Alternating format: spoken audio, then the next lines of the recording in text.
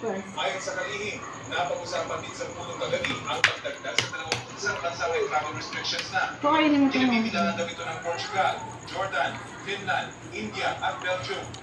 Ang China at iba pang bansang may ulat na napasok na rin ang bagong variant, hindi pa raw isinama. Lumabas yung diaryo pero hindi verify pa yan.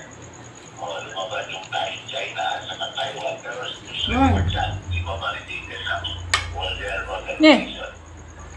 Ba yan? Ano nang nireport ng 24 oras noong Lunes na 6 na bansa ang pinag-aaralang isama sa 2 bansa sa lista. Nakatulog si Rafi.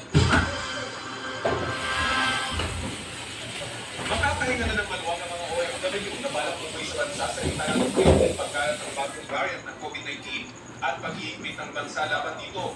Sa pulong kagabi ng IATF, pinagtibay ang exemption sa mga pabalik na OFW na galing sa mga bansang nakapagtala na ng bago at mas nakakahawang variant ng sakit.